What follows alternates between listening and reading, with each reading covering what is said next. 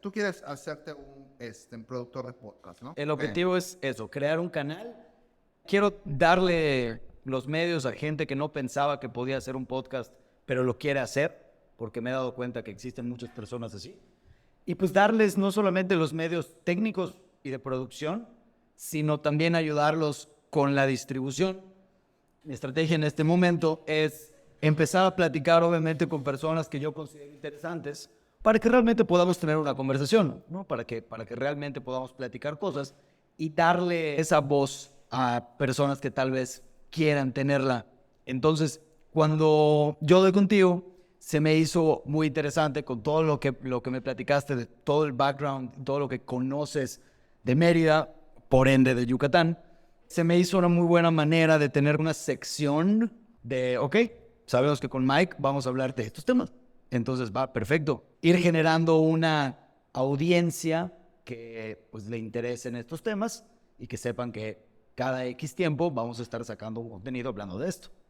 Creo que de esa manera nos beneficiamos mutuamente porque yo tengo contenido para mi canal y pues tú tienes contenido para tus redes. Y si vemos que nos empieza a ir bien y empieza a funcionar y tal, pues nos va a dar incentivos para hacerlo pues, cada vez más seguido. Perfecto. Y lo que está padre es que el modelo de negocio es que al final del día, ¿quién te paga son las redes? ¿No? Las redes que monetizan son Facebook y YouTube. Y te pagan según los minutos reproducidos y las vistas que tengas. Cada uno tiene su algoritmo y cada uno tiene su estrategia.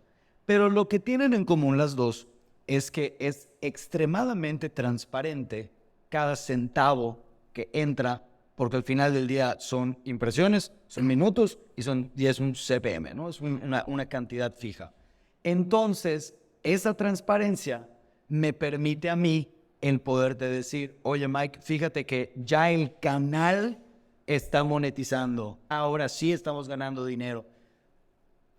Y los videos que tenemos juntos han generado tanto. Entonces ya podemos empezar a dividir ganancias, ¿sabes? Sí. Ya, porque ya tenemos incentivos para, ¿no? Cosa que si tú dijeras, oye, pues quiero empezar de cero, pues tengo un canal que, o sea, yo ya pasé como que todo ese tiempo y todo eso que tienes que hacer para empezar a monetizar, ¿no? Ya empezaste a monetizar. Todavía me falta un montón. Los requisitos en Facebook son, Facebook te paga mejor que YouTube, ¿verdad? en teoría, sí. Facebook es el que mejor paga. Es el que tiene los requisitos más difíciles. Porque tienes que tener 60,000 minutos reproducidos en los últimos 2 meses, que parece fácil, pero es un montón. Y tienes que tener 20,000 seguidores, que eso pues al final del día es bastante más sencillo porque puedes pautar para tenerlos. Y de todas maneras, mi background, yo me dedico al marketing digital y específicamente a las pautas. Entonces, sé cómo hacerlo crecer en cuestión a Facebook. Y en YouTube te piden 1,000 suscriptores y 4,000 horas reproducidas en todo el año.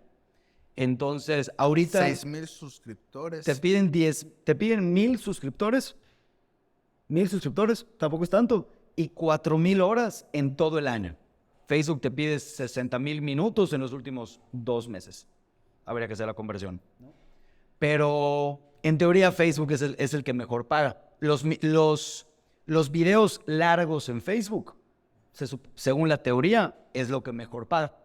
Entonces, la ventaja de acá es que pues tiras todo para todos lados. Entonces, cuando tienes un podcast, pues lo publicas en todos lados. Entonces, pues para llegar a eso, necesito contenido. Entonces, y también para hacerme la chamba más fácil, pues ahorita hay personas con las que ya estoy en pláticas para empezar estas series. Cada X tiempo vamos a grabar. Y pues va a llegar un punto en el cual tú ya encontraste tu concepto, ya no me necesitas a mí, entonces ya tienes tú una sección en plural, ¿no? Y aparte, esto no te exime, o sea, no te priva a que pues tú también si quieres subir tus cosas en tu canal, pues adelante, ¿sabes? O sea, le estoy apostando al volumen, le estoy apostando a que pues si puedo publicar 5 podcasts a la semana, eso implica que puedo publicar como 30 clips al día y pues con volumen pues, supongo que... Me imagino tienes a la gente para cortar todos esos clips, para editarlos, para dejarlos bonitos, etc. Hoy en día, esa gente soy yo. Ok. Hoy en día, esa Mis gente soy yo. respetos. Sí, se le dedica mucho tiempo. Hoy el equipo somos Guaya. Yo tengo una agencia de publicidad. Nos dedicamos a eso, pero todavía yo no he terminado de encontrar y de perfeccionar mi método. Sí. A mí el storytelling es algo que me di cuenta que tengo que mejorar y sí me voy dando cuenta cómo clip tras clip voy mejorando. Entonces, eventualmente, Cuando tú dices storytelling, ¿a qué te refieres como storytelling? ¿Cómo definirías storytelling? en el contexto que lo estoy tratando de poner ahorita, es la habilidad que tienes para mandar un mensaje a través de una pieza de contenido. Entonces, yo estoy escuchando el podcast y veo que en 3 minutos armamos una idea. Y yo digo, ok, ¿cómo le hago para resumir esa idea y ponerla de tal manera que el mensaje se entienda? Jugando con el título, jugando con qué partes dejo, a qué partes les doy más énfasis, qué tan rápido hago los cortes, le meto un video que dé contexto o no, le pongo música atrás, ¿sabes?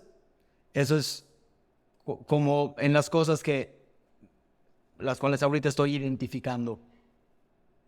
Fíjate que parte de lo que te puede servir, hay un libro de Jorge Ramos, el periodista de Univisión, que comenta de algunas entrevistas. Realmente lo leí hace años, no me acuerdo muy bien exactamente el concepto, pero que entrevistó a una periodista que le dijo que había entrevistado a varios presidentes de los Estados Unidos y decía, es que yo hago muy bien la tarea. ¿Y en qué consiste hacer bien la tarea como entrevistador? En investigar hasta el más recóndito tema del entrevistado, ¿ok? En el caso mío, a mí me puedes poner a entrevistar te voy a hablar de un tema del cual desconozco bastante, a Roger Federer, por ejemplo. Yo no sé nada de Roger Federer. O sea, ahorita me dices el nombre y te puedo hacer un en el condazo con el surimi y el tsunami, ¿ok?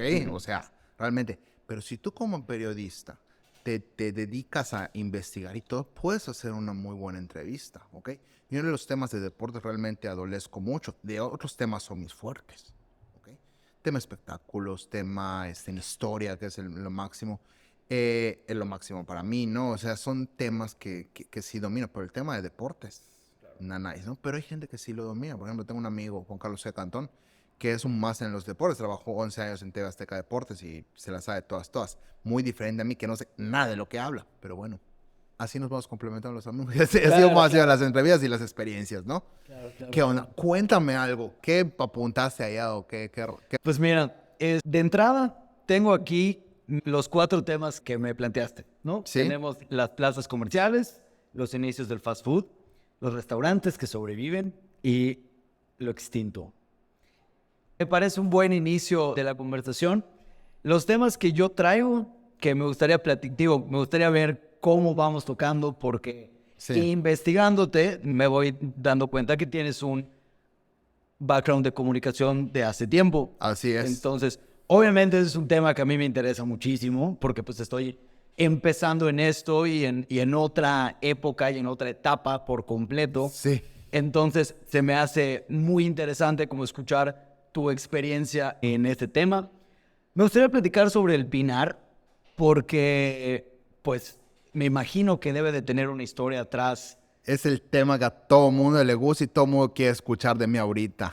Claro, pues es que, mira, te voy a decir algo. Yo a veces me considero un mal yucateco porque yo no sabía lo que era el Pinar hasta hace 6 meses que una amiga me dijo que se iba a casar allá y luego, es esta casa y luego Roger me dijo que ahí es como damos, ¿no? O sea, pero no sé, como que esas cosas es algo que nunca, no sé, nunca he dado con.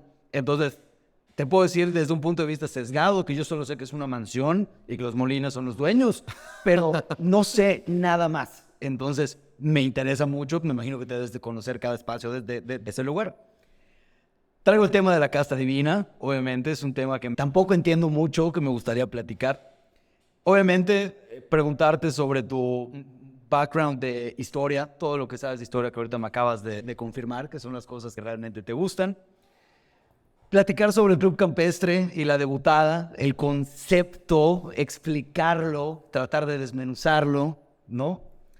Obviamente Sí, sé que no los vamos a bueno. cubrir todos, porque aparte Pero tenemos... podemos dedicar varios episodios. No, Exactamente, exactamente. no hay rollo por allá. Exactamente, y sé que conforme vayamos platicando también, pues van a ir saliendo otras cosas, pero creo que le podemos dar en esta sección como que una empapada a la audiencia que hoy nos está consumiendo, que curiosamente no es primeramente yucateca, de hecho es más que nada en Centroamérica, ahí luego te cuento por qué, pues darles una empapada de esta cultura yucateca, de Mérida, de qué somos, ¿no? Fíjate que es algo muy interesante que dices porque mucha gente está viniendo a vivir a Mérida, pero no sabe qué es lo que está pasando en Mérida. Dicen, es una ciudad que hay mucha seguridad, es una ciudad que está muy bien el clima, es una ciudad que tienes la playa a 2 minutos, etc, etc, etc. ¿Ok? Pero el fenómeno que está pasando en Mérida es algo muy, muy peculiar, ¿no? Porque los que vivimos acá, en mi caso hace casi 40 años, estamos viendo algo que nunca nos imaginamos ver, ¿ok? Yo me acuerdo mucho que decían que si en Mérida andábamos en caballos, que si éramos un pueblo bicicletero, decíamos que éramos un pueblote bicicletero, o sea, ese tipo de expresiones. En Mérida no hay nada que hacer, me regreso a México porque no me acostumbré a Mérida, porque no soporto el calor. Eso yo escuchaba de niño y de adolescente hace 25 años. Ahorita todo el mundo está desesperado por venir a Mérida. Y te voy a decir cuando lo noté. Cuando trabajaba yo en Hacienda Tey hace unos años, hicimos la primera fiesta el 31 de diciembre. Y me acuerdo que el 99% de los asistentes, que fueron 300 en aquel entonces, fue el año 2017, 31 de diciembre de 2017, eran pura gente de fuera, que había venido a pasar el 31 de diciembre a recibir el año 2018 a Mérida. Y entonces allá fue cuando empecé a ver, wow, acá está pasando algo. Todo eso se intensifica con el tema de la pandemia, que empezó toda la gente a trabajar de phone office a venir a vivir acá. Y empezaron a poblar realmente todas las partes de la ciudad que todavía faltan por poblarse bastantes, ¿ok? Claro. Hay mucha construcción y hay poca gente viviendo en ciertas zonas, ¿no? Eh, creo que estamos pecando mucho como yucatecos de centralizar todo y nos hace falta hacer periféricos. Si nos remontamos a la época de conocido Circuito Colonias se hizo con el objetivo de desahogar el centro. Y eso se hizo hace más de 40 años. ¿Ok? Entonces, ahorita en específico, creo que hace falta seguir descentralizándonos más. A mí me encanta eso que se hizo en Ciudad Cauquel, que hay suburbia, que hay Starbucks, que hay todo. Con descentralizar te refieres a no a chocar todo en el norte de Mérida y tratar de No a venderlo. chocar todo, ni en el norte, ni en el centro, ni en el poniente, ni en el sur, ni nananáis. ¿Ok? Creo que debemos tener servicios en todas partes. Oye, ¿y por qué consideras que el norte de Mérida se ha poblado tanto? ¿Mera especulación inmobiliaria? Es moda. Un gran amigo mío, el tío Beto Martín Sobrino, decía que en Mérida los yucatecos somos una raza que a donde va la abeja reina van todos, ¿no? Nos guiamos de modas, ¿no? Mucha gente cuando viene acá a Mérida es gente que tiene un cierto nivel de vida, ¿ok? Y ese cierto nivel de vida encaja mucho en el nivel de vida de la zona norte de Mérida, ¿ok? ¿Qué pasa? Que acá están las zonas donde se puede conseguir una vivienda a precios estratosféricos, pero igual a decentes precios. ¿Ok? Entonces, por eso mucha gente viene acá de ese de ese tipo de nivel socioeconómico y por eso se viene toda esa gente de Ciudad de México, de Tabasco, de Monterrey, etcétera, etcétera, se vienen a esas zonas. ¿Ok? Pero si ahorita el boom que está bien en el centro, o sea, y todo ese tipo de detalles, creo que nos hace ver que hay más allá de todo, hay más allá del norte. ¿Cómo ves esta parte de las casas en el centro? Se ha vuelto, digo, Ay, ay, ay. se ha vuelto una locura. Fíjate que yo voy mucho al centro, pero trabajo allá, Claro. en el Pinar, ¿no? Y es sorprendente cómo la cantidad de turismo que hay diario. la vida nocturna que hay. Tú vas el sábado y no tienes dónde estacionarte. Le pregunté a un amigo que va conmigo al gimnasio, a Pato Cicero. Pato Cicero tiene 23 años, yo tengo 39. Oye, Pato, le digo, ¿y tus amigos van mucho al centro? No, no es tan famoso ir al centro porque tienes que ir al centro y nosotros vamos a clásico, que la onda, eso, lo otro. Entonces, me dice ese tema. Pero yo veo que mucha gente de mi edad, de 35, 40, van al centro. Y todo este tema del corredor turístico de la calle 47, que se va de Paseo Montejo a La Plancha, creo que va a traer mucho y va a incentivar mucho más esta zona. Pero yo te voy a hablar de otras zonas, ¿ok? Yo toda esa zona que va de Santa Lucía, que es la 60, a la calle 50, toda esa parte de atrás está lleno de cosas. Tiene restaurantitos, esto, lo otro. Fíjate que el otro día entré a uno que mezclan discos con LPs, con discos de vinil. Ok. ¿Ok? Y venden unas pizzas que ya me dijeron que están buenísimas y por eso tengo que apuntar e irme uno de estos días porque dicen que están ¿Cuál buenísimas. será? ¿No es Salón Gallos? No. Está por Salón Gallo y se llama Blitz, creo. Un rollo allá. Tenemos que platicar un día de esos. Si quieres otro día que yo venga, platico de mi experiencia allá. Pero yo Va. que soy historiador nato por naturaleza y que amo las cosas antiguas. Yo tengo una colección de LPs impresionante, ¿ok? De LPs ochenteros, o sea, tengo muchas cámaras antiguas. O sea, me encanta mucho todo ese rollo de todo lo antiguo, ¿no? Entonces, yo entré a una casa antigua de la zona de la calle 50, la calle 55, y ver a la gente mezclando objetos vintage y la onda, yo estaba en mi lodo. Y lástima que no me pude quedar porque al final de cuentas no cenamos allá, pero sí, o sea, ver cómo esos lugares se convierten. Y por cierto, ese boom de los famosos Speakeasy.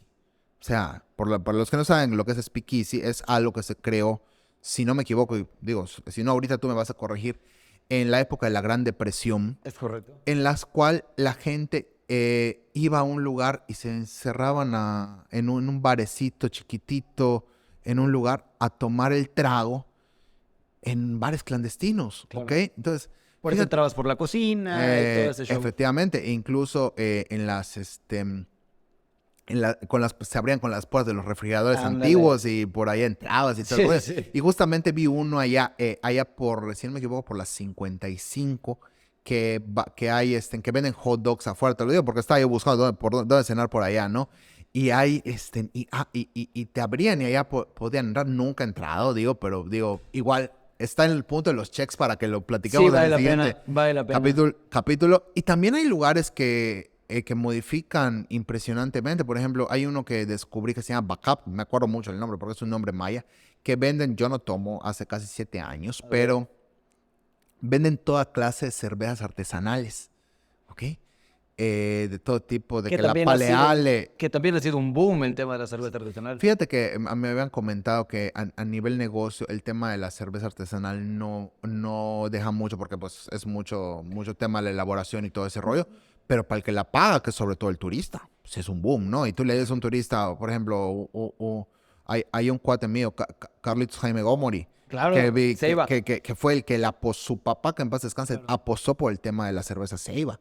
Y le ha ido súper bien. Me acuerdo que mucho que cuando Carlos empezó, uno de los lugares a los que fue a Hacienda Tella y Bernardo Fernández Cárdenas, muy amable, le dejó meter la cerveza allá como producto y le fue súper bien. Y Carlos está muy agradecido a Bernardo y a Hacienda Tella por Ancebar. Y un lugar emblemático de cocina yucateca en una hacienda yucateca por excelencia, pues está súper bien, ¿no? Sí, un tipazo, Carlos. Está viviendo ahorita en...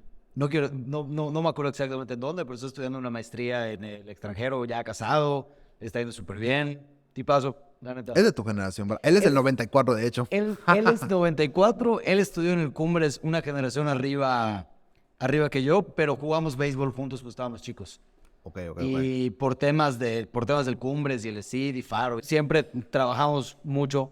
Y su hermanito se fue a estudiar a México, al ITAM, y yo también estaba estudiando en el ITAM en ese momento, Con el Tacataca. con Mau Jaime.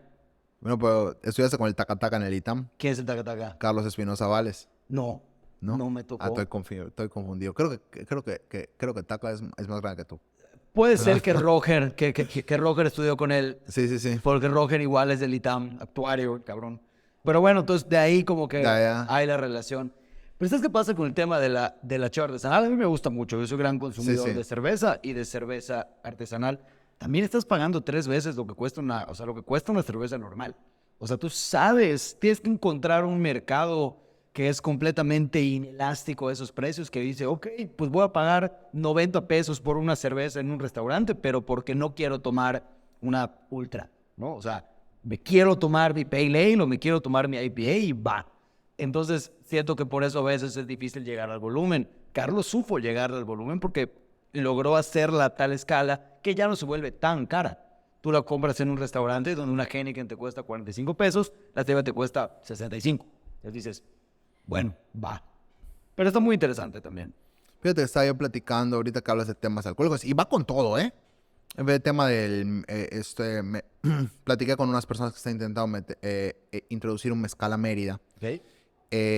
Y me decían que el mezcal espadín se lo llevan a todas partes y ya no es denominación de origen. Y que el proceso en el que ellos trabajan el mezcal es un proceso más artesanal, jalado por máquinas mecánicas, o sea, no mecánicas con electricidad, o sea, mucho hecho a mano. Y eso incrementa mucho los costos, pero al final te sale un producto mejor. Y es como todo, ¿no? O sea, por ejemplo, me contaron el otro día la historia de un vato muy buena gente, Andrés Preve Carriles, que abrió Soco Norte. Ah, ok. Soco y Soco Norte, que Sí, aprendió a hacer sí. el pan y todo ese rollo, y Una que es locura. artesanal y el rollo. Fíjate que no he ido. Pero yo no sabía que era de Andrés, y tengo que contar una anécdota acá. La mamá de Andrés, Andrés es Andrés Preve Carriles. Okay. Yo fui a un kinder, pues yo muy chico, de 2 años y medio a mis 4 años, que era el kinder del ratón Miguelito, así como me llamo yo, que estaba en la Pérez Ponce, que era la casa de los abuelos de Andrés, ¿ok? Y en algún momento, la mamá de Andrés, Soco, se metió a dar clases, a suplir a las tías de Andrés, que eran Lulu y Silvia. Entonces, creo yo, no he platicado con Andrés ni nada, ni lo iba a ver, pero creo que por eso se llama Soco. Ya. Buenísimo. O sea, no, y era mi maestra Soco, y me acuerdo perfectamente. Y tengo una fotito allá con ella en algún momento, ¿no? Es un gran nombre. Fíjate que mi perrita se llama Socotroca. Como el Socotroco. Como el Socotroca. El Socotroca. Siempre le decimos Soco. ¿A ti que te gusta el café? La neta, amigo, me gusta mucho el café. Y el café que te sirven en Soco es espectacular. Cargadísimo, doble siempre, pero buenísimo. Te lo recomiendo mucho. El de Manifesto igual sé que es bueno. Muy Bueno, bueno. igual lo he probado, es muy bueno. Sí. Me estaba comentando Alma de Café, Corazón de Café, un restaurante por allá que está por el centrito, Corazón de café. que le decía yo, es que hay muchos cafés que son muy ácidos. Fíjate que te voy a presentar un café, es una boutique de café ese lugar, ¿no? Y me dijeron, te voy a presentar un café ¿qué café? ¿No te gusta ácido? Agarra un café oaxaqueño. Y quiero que esté, porque he estado bajo mucha tensión últimamente y quiero que esté relajado. Te lo voy a dar descafeinado. Wow. Buen café. Café. Así, lo mismo con la cerveza. Así te costaba. Pero tú has comprado calidad y nadie es perfecto. Claro. Pues la calidad tiene la ambición a la perfección. Eso sí. Es correcto. Gran frase. Te voy a dar Si quieres saber de dónde la saqué, ahí te lo cuento luego. eso. Oye, fíjate que en Super Aquí están vendiendo un café, dicen que es café orgánico de Chiapas. Es el único. ¿Dónde, perdón? En Super Aquí. Sí. Ya lo vi en todos los Super Aquí. Acá tenemos uno al ladito. Pero hace cuenta que lo tienen a granel y tienes tostado medio y tostado oscuro. Y si llegas, los 100 gramos te cuestan 35 pesos. Y la verdad, muy bueno. Los dos. Yo soy más del oscuro. Pero lo que hago es que los mezclo. Entonces los muelo en mi molino y me hago mi espresso y buenísimo. Te lo recomiendo mucho. ¿Cómo se llama? Café. Haz cuenta que en los Super Aquis pusieron como un espacio como de... Sí lo he visto, pero no me he detenido. Donde te tienen ahí, de que creo que tienen la Krups y tienen como que todos sus cafés exhibidos y tienen como que una cajita. Y en esa cajita tú abres y están así, como que el tueste medio y el tueste oscuro. Tienes tus bolsitas y arriba te dice de que café orgánico Chiapas y sirvas usted. Que ya te sirves y listo. Ahorita que hablas de los lugares de cafés, hay un boom para allá por el Pinar donde yo trabajo, y de todo el centro, en específico de zonas cercanas a Paseo Montejo, de lugares de desayuno Ok. que ofrecen este tipo de café premium, café gourmet, ¿no? Pan hecho en casa, tipo como el de Socua. Hay como que un boom allá muy fuerte, ¿no? Y el otro día, allá por Boutique by the Museo, encontré pan and coffee, una cosa así. Compré un café buenísimo, by the way. Y les pregunté, oye, ¿de qué hora abren? De 7 de la mañana a 2 de la tarde. En una casa del centro. Yo no sé si es propia o es rentada. Pero, digo, para solo vender desayunos y estar repleto, debe ser debe ser un muy buen negocio. Claro. ¿Ok? Me sorprende que haya muchos de tipo de negocios. Bueno, está ya, digo, Café Creme, que está hace años, Latte 47, que es de Melissa Álvarez Delgado, la esposa del dueño de Casa Lecana, de Stefano Marcelletti Méndez. O sea, hay varias opciones muy interesantes y todo ese tema de los turistas que estábamos conversando en unos momentos, está repleto de turistas. A la gente le encanta y aparte está muy chistoso. Hay uno que se llama Lote Único, que está por el Deportivo Cumbres. Igual, café gourmet, buenísimo. Y yendo al baño, tienen una, así como con un cuadrito en donde dice, si te gustó esta cafetería, te van a encantar todas estas. Y de verdad una lista como de 70 cafeterías que te ponen el nombre y la zona. Así de que norte y te ponen 12, centro y te ponen 20. Así, una lista de cafeterías de ese estilo y abajo te dice, no compitas, haz compitas. Y yo, cabrón. A mí como me gusta esa frase, ¿eh? Fíjate que digo, nos vamos a meter al tema del desarrollo personal y te voy a contar otra anécdota igual. Cuéntamela. Esa frase que dicen que los cangrejos en un cubo, pues tenemos que decir cubo porque en Mérida se dice cubo, no se dice cubeta. Es correcto. Y no se dice sándwich de cochinita, se dice francés de cochinita. Es correcto. Y no lleva ni frijol ni mayonesa. Efectivamente. Y mucho menos aguacate. Efectivamente. Pues digo, igual tenemos que entender, son las maneras como todo se combina, ¿ok? Claro. Pero eso nos tocó a nosotros, pero hay temas milenarios de la comida, que la comida que recibimos ahorita es Otra cosa completamente. Es cierto. Pero bueno, volviendo al tema, ese tema de los cangrejos que se jalan para que no suban y los otros que se ayudan para subir y para salir del cubo, viene mucho a la colación de todos estos temas, ¿ok? Una vez fuimos a un recorrido al Montejo 495, a la Casa Cámara de la familia Barbachano Herrero, y nos lo dio la hija mayor de don Fernando Barbachano y doña Maruja, que es Maruja Barbachano Herrero. Y comentaba algo muy interesante. Íbamos todas las casas museo, ¿no? Y decía, estamos acá para hacer unión. Es como cuando vas a las joyerías de la calle 40 y no sé qué, en Nueva York. Y dicen, no lo encuentras acá, pero lo encuentras en la otra tienda. Y nos ponía el ejemplo igual de una calle de las cámaras en Nueva York, que dicen, pues no lo estás, pero lo encuentras en la otra tienda. Y así se van ayudando.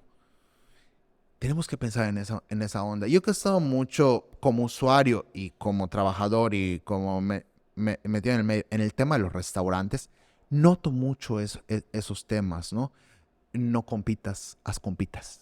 Lo que pasa es que como consumidor no siempre vas a ir al mismo restaurante. A veces estás buscando otras cosas y no sé, creo que hay muchas veces que los mismos negocios creas escenas, lo que platicamos ahorita con el podcast, creas una cultura de cafeterías. Entonces, gente que probablemente no te conocía a ti, como sabe que oye, es que en el centro hay un montón de cafeterías. ¿Y dónde están? No, pues en la calle tal. Y ahí se van. Entonces, como que es como lo de la cerveza artesanal. Siento que cuando estás haciendo un negocio en donde tú solo se te va a complicar mucho, tiene mucho más sentido que te juntes con los demás para hacer esfuerzos publicitarios, para comprar entre todos envases, para tratar de apoyarse entre todos.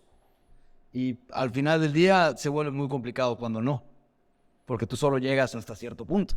Hay mucho tema de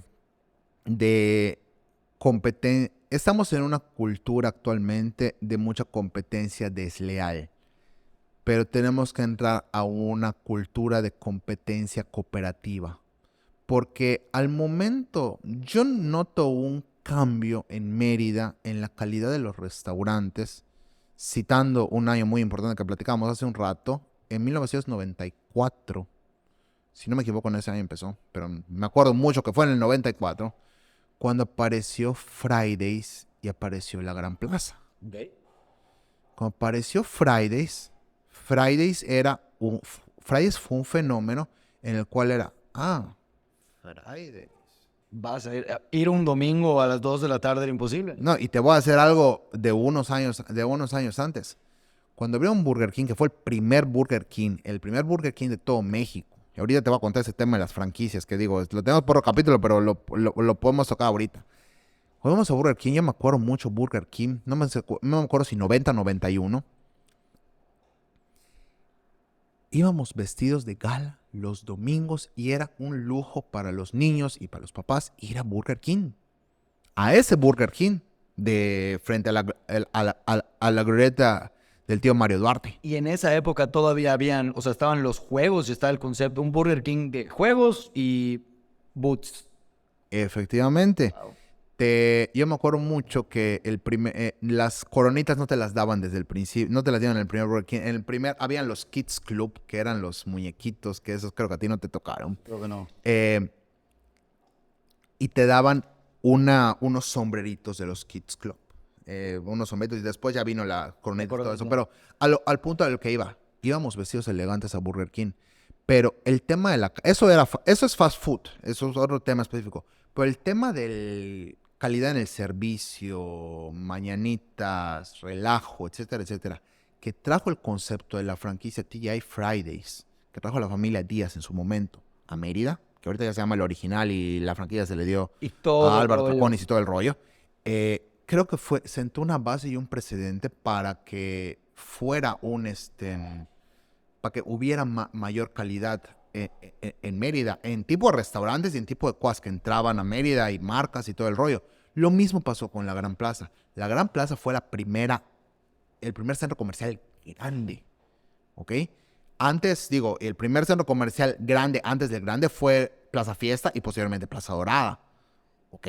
Pero fueron los primeros centros comerciales que se dedicaron al tema de doy calidad, entonces... Y yo también doy calidad porque la gente está prefiriendo la calidad y todos nos sumamos a calidad. ¿Ok? Ese es el tema de no compitas, las compitas. En el tema de Fridays, ahorita que lo comentas, no todos los restaurantes lo hacen, pero antes de que entrara Fridays no existía esta cultura de es mi cumpleaños, hagamos algo. Estas son las mañanitas que cantaba el rey David. Claro, pero, no digo que sucedan todos los restaurantes, pero hoy... En la mayoría de los restaurantes, si dices, oye, es mi cumpleaños, es cumpleaños de alguien, te dan una atención. Eso antes no existía. Yo no recuerdo. Pero así no te recuerdo en nada. Fíjate que surgió después de Fridays y había el chisme, me acuerdo. Cuando apareció Míquez, que Míquez rentó el local de la Casa China de la Pagoda. Ok. Y Míquez se expandió, porque Míquez empezó como un local de cervezas en Progreso. En la temporada. Ok, ese fue el primer Míquez. Ese fue el primer Míquez allá en la carretera antigua Prodo Chicxulub. Por cierto, a mí la carretera antigua Prodo Chicxulub me tocó cuando no había el periférico y era una calle de doble sentido en la calle de Cocoteros. Ok. Eso a mí me tocó. La calle, el periférico famoso se abrió, si no me equivoco, en 1993. O sea, que es donde agarras la curva, pasas por el corchito y llegas a Chicxulub. Claro. Pero antes era una calle de doble sentido, en esa calle donde está Cocoteros. Wow. ¿Ok? En esa calle abrió el primer Míquez. Ok. Era un negocio de cervezas de cuates en temporada. ¿Ok? Y ya después mutó al restaurante que agarraron un concepto tipo Fridays, claro, ¿no? Y aparecieron los Míquez Tatanka, y apareció algo yucatequizado con personalidad propia, ¿no? Entonces empezaba el chisme de que se habían robado al chef de Míquez y la onda, claro, eso y lo otro. Pero realmente ese fue el tema de que empezaba a haber calidad, ¿no? O sea, Míquez surge años después, por ahí del 98, Fridays empezó en el 94, ¿no?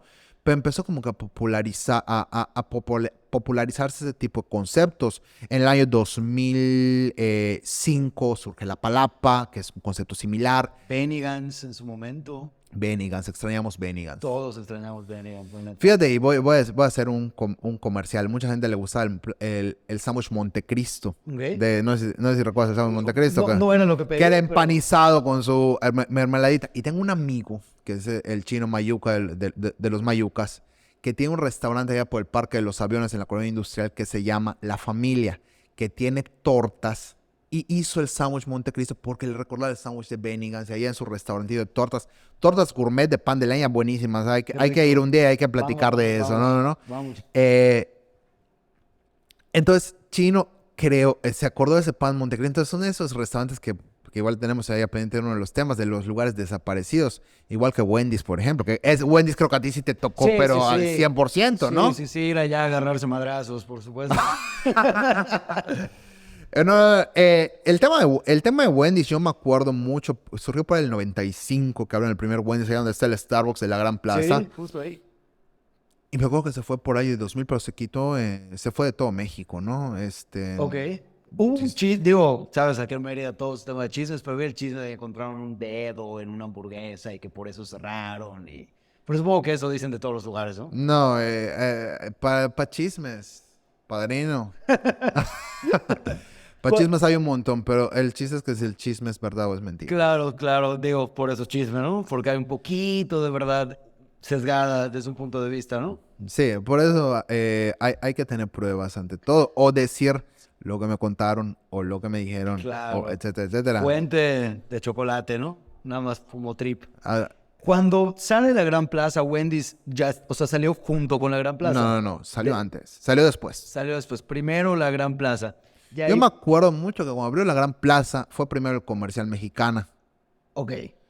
que era un concepto de hipermercado, pero no era hipermercado, pero me acuerdo que eran los primeros que manejaban marca propia en Mérida. Iba mucha gente de México. Tenemos que hablar igual muy importante del tema de las migraciones a Yucatán y cómo se van dando en las mezclas de la cultura. Entonces, tenemos que tener un tema de eso, ¿no? En diferentes épocas. En diferentes épocas. Es algo muy breve, que es lo que yo he estudiado, ¿no? Pero tenemos que apuntarlo por allá, de cierta manera. Acá tengo mis notas, no te preocupes. Yo recuerdo mucho haber ido la primera vez a Comercial Mexicano. Por ahí era por ahí, vísperas del Mundial del 94. Okay. Y te regalaban viajes al Mundial. Pero el viaje al Mundial era creo que nada más el boleto y el hotel. Y tú tenías que pagar el avión, un rollo así. Era el Mundial de Estados Unidos 94. Con Striker, con el perrito. Ya. Y yo no soy muy futbolero, pero me acuerdo mucho de ese tipo de cosas de mi niñez. Me acuerdo que había primero Comercial Mexicana y que entrábamos a Comercial Mexicana y como niños. Y de repente un día abrieron las puertas de la comercial hacia la plaza y era la primera vez que abrían la plaza. Entonces pues, y veías, me acuerdo mucho haber ido un domingo y veías todo y me acuerdo, y tengo que mencionarlo, el primer lugar abierto, me acuerdo muchísimo, Cookies by Maru. Wow. María Eugenia Medina Rincón de Holman. Impresionante. Y años después, abren City 32. Voy con mi prima Bárbara. Todo vacío. El único lugar abierto. Cookies by Maru. Y le digo, y todavía bajamos. Creo que es nada más 2 veces he ido a City 32 al día de hoy, pero esa fue la primera. Muy bonito. Bajamos y me encuentro a María Eugenia Medina Rincón de Holman, a la famosa Maru, con su esposo Ralph. Y le digo, le acabo de decir a mi prima que en 1994, uno de los 21 únicos lugares que estaba abierto en la Gran Plaza era Cookies by Maru. Y ahorita, en 2022, porque fue 2022 el año pasado que fui, el único lugar abierto, o de los 21 únicos lugares abiertos, es Cookies by Maru. Y me dijo, así es el negocio, así hay que trabajar, así hay que innovar. Tal cual. Ella, incluso, un socio que tuve, tomó un curso con ella. Iniciadores, sí. Exactamente, y pues digo, por lo que me platicó, le sirvió muchísimo, ella de verdad tiene mucha experiencia y pues es una empresaria al final muy exitosa y muy reconocida. Fíjate que tengo un amigo que lo ha manejado como un caso de éxito, Maru, Nicolás Cámara Faller, que abrió el tema de las adoraditas. Buenísimo. Yo conozco a Nico hace más de 20 años, es uno de más chico que yo. Y me acuerdo, y debo decirte que a Nico le ha ido re bien con ese negocio. Sé que tuvo mucha historia de Maru, no me he metido a investigar y tampoco lo he platicado con él, pero a mí me da, digo, Nicolás es una persona que yo aprecio y estimo mucho. Hace años que no lo veo, pero da un gustazo que con las tortas con mantequilla hayas logrado hacer todo un emporio. Y hiciste una moda, ¿ok?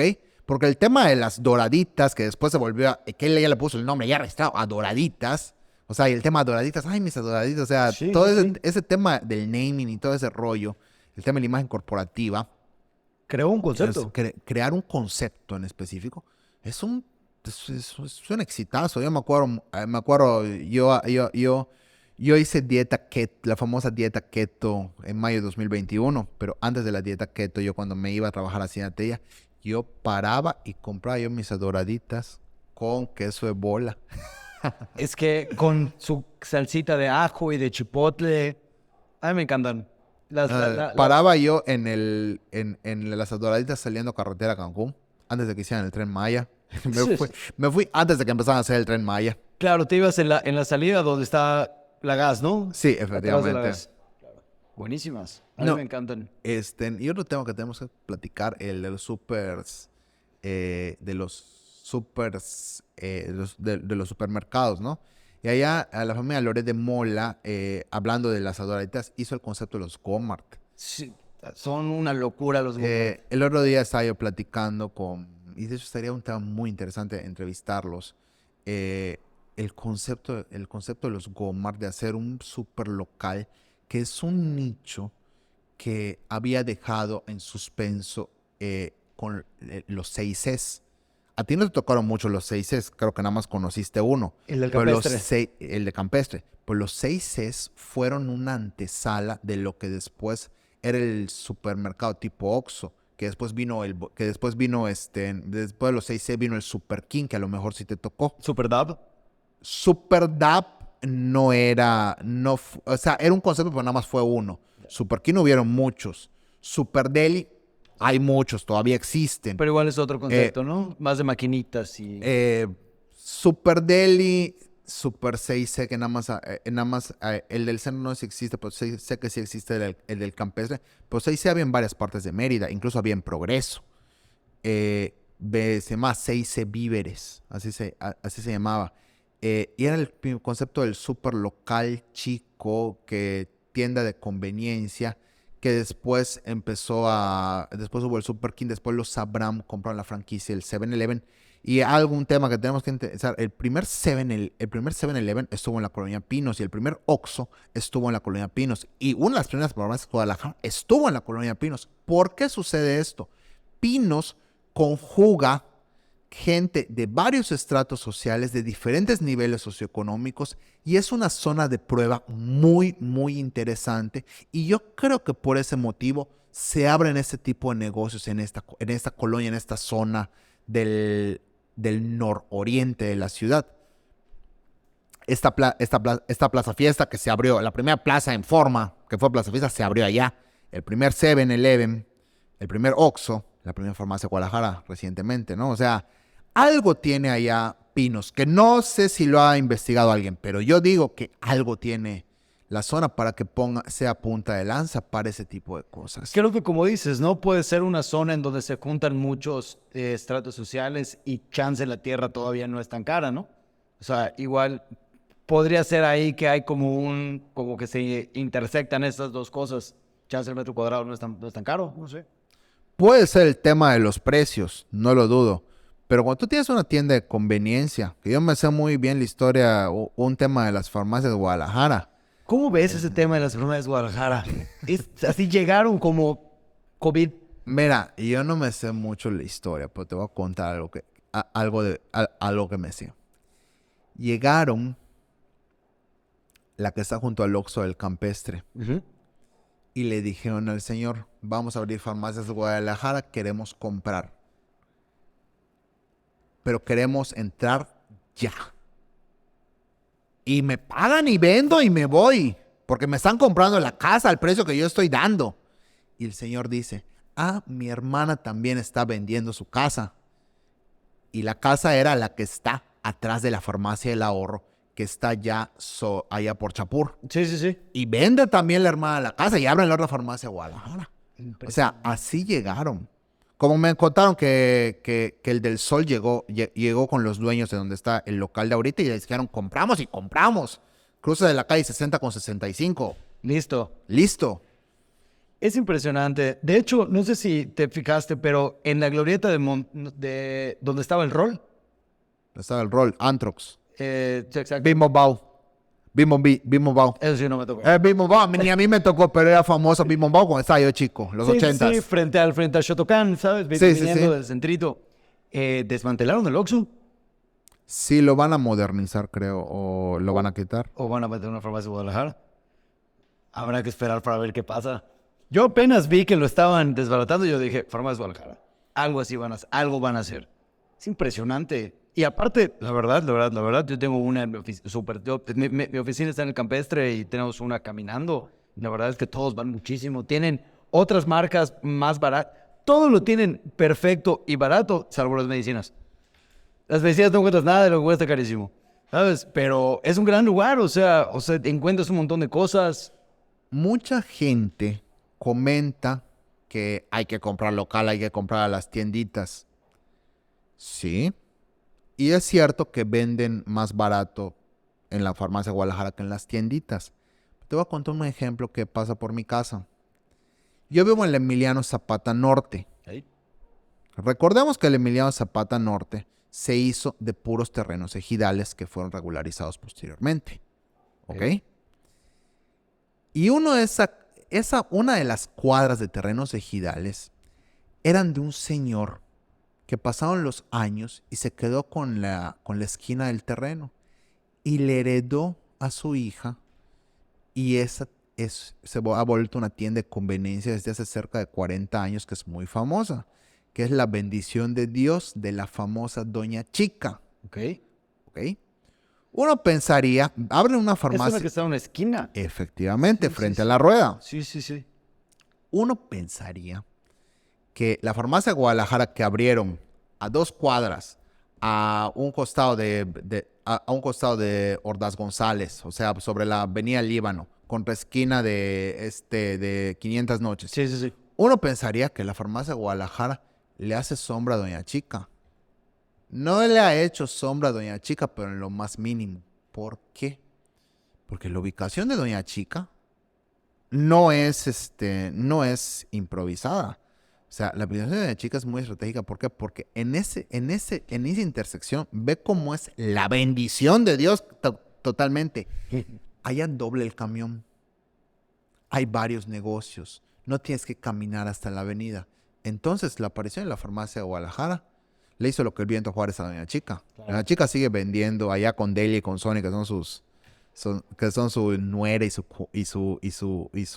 sobrina, creo, porque sus hijas no trabajan allá. Doña Chica se quedó sola con el business. Yeah. Pero ese tipo de tiendas de conveniencia que no les ha hecho en el viento a Juárez, y eso está muy padre, ¿no? Claro. Está muy padre. Al final del día, creo que el mercado solito, ¿no? O sea, como dices, el camión para, pero probablemente la gente que va a farmacias de Guadalajara es gente que llega en coche, ¿no? Y pues al final del día el flujo de gente es otro por completo.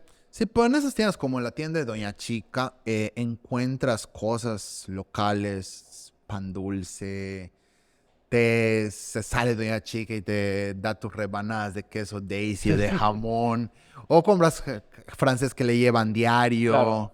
Sí, es otro tipo de tienda. Es otro tipo de tienda que a mí en lo personal me gusta mucho, ¿no? Claro. O sea, las famosas tienditas, ¿no? Claro. Está como en su momento en el centro eran los famosos estanquillos que ya casi no existen. El estanquillo era un lugar donde comprabas refrescos, o sea, y refrescos, dulces, chicles, cigarros, tienditas muy pequeñas que ya casi desaparecieron. Pero el centro en los años, a mí no me tocó, pero en los años 70s, 80s, principios de los 90s eran famosísimos.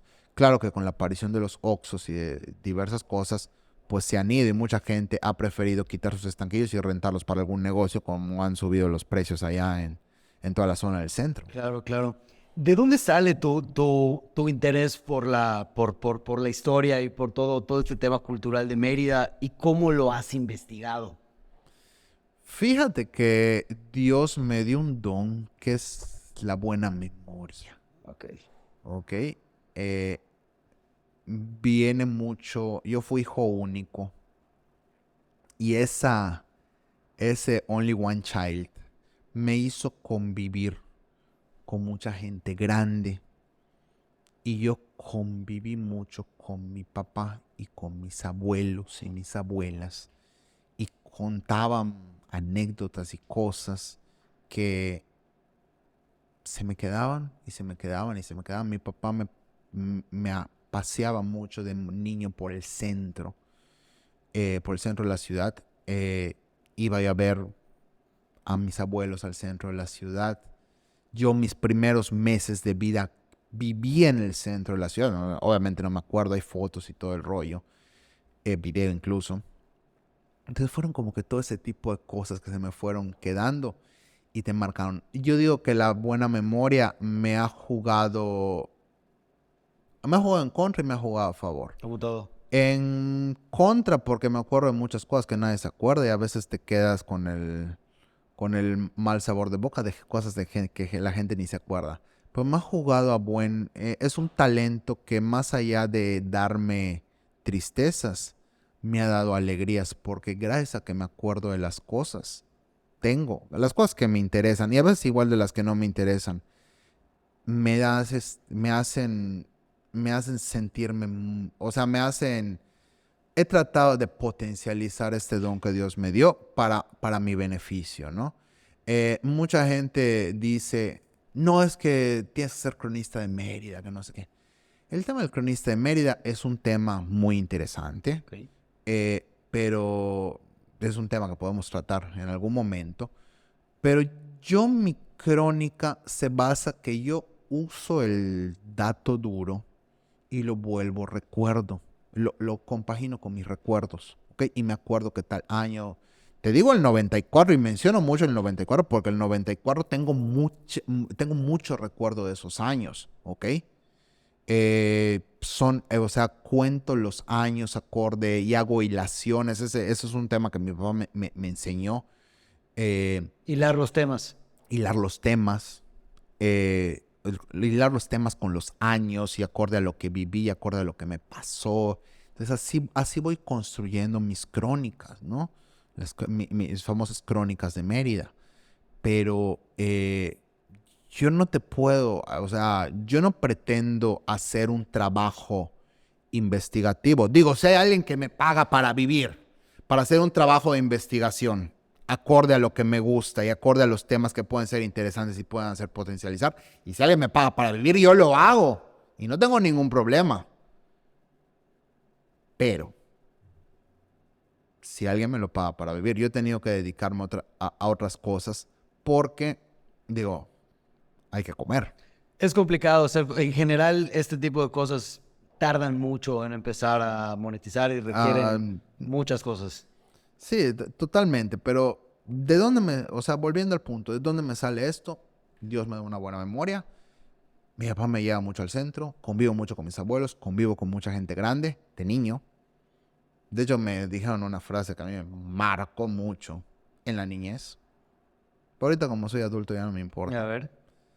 A los 10 años, iba a cumplir 11, hubo una persona que me dijo, eres un niño adulto.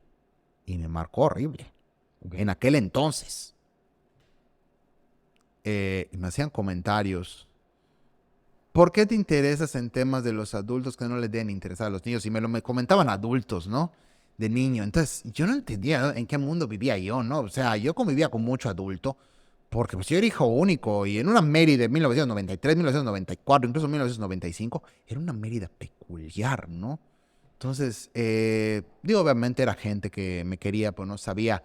Digo, empezaba todo el día el tema de la psicología, de la pedagogía, de decir las cosas y todo ese rollo. Entonces, eran cosas que te marcaban, ¿no? Pero yo todo ese tema lo he tenido que aprender a potencializarlo para mi bien, ¿no? Claro. Entonces, y ese tema de, ese rollo de, sí, niño adulto, sí fue un niño adulto, te lo digo y te lo firman de notario público, pero ese niño adulto, gracias a ser niño adulto, aprendió muchísimas cosas que ahorita nadie se acuerda.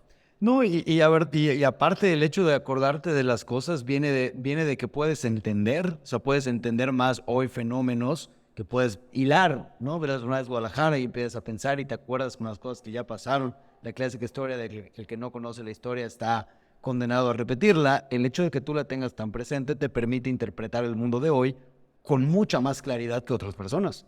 Hay que saber mucho diferenciar que las cosas no van a ser igual que hace 40 años. ¿Okay? Yo he tenido que aprender a diferenciar mucho eso. ¿Okay?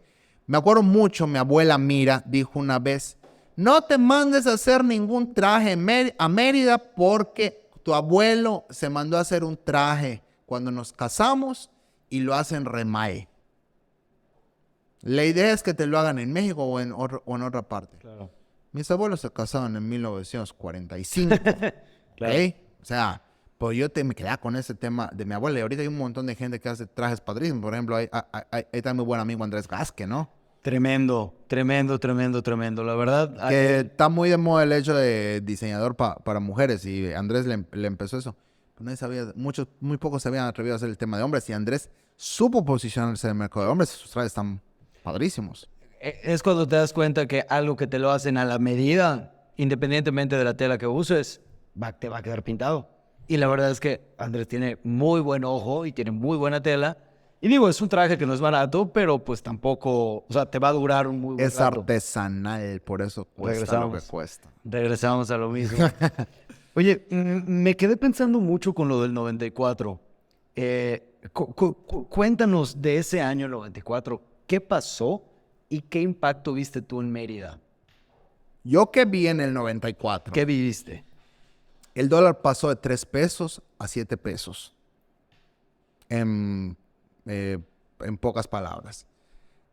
Fue el año que empezó la famosa guerrilla en Chiapas.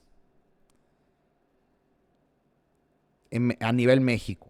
Era el año que mataron a Luis Donaldo Colosio, que decían que iba a ser el presidente que iba a revolucionar México. En Mérida abrieron la primera plaza comercial en forma bien, que fue la Gran Plaza. Llegó el primer comercial, el primer super tipo hipermercado que fue Comercial Mexicana. Abrió el restaurante de Hacienda Tella. Abrió el Fridays. Y recuerdo también que ese año abrió por primera vez el famoso Dunkin' Donuts.